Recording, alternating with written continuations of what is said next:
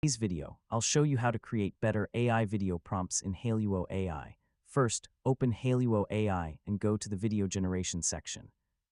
Before writing your prompt, decide exactly what you want the final video to look like. Start with the main subject and describe what it should do. Then add the environment, lighting, camera movement, and visual style.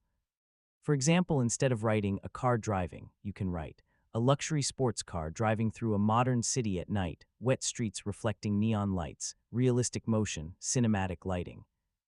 And a smooth tracking camera. Try to make your prompt specific without making it unnecessarily complicated.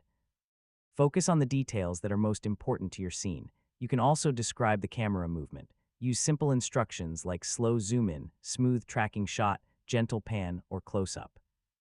After writing the prompt, generate your video and preview the result. Check the subject, movement, background, lighting, and camera motion. If something doesn't look right, don't rewrite everything.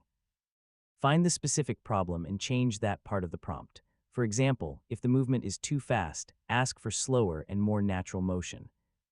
You can also experiment with different descriptions and compare multiple results. Over time, you'll learn which words and instructions work best for your content.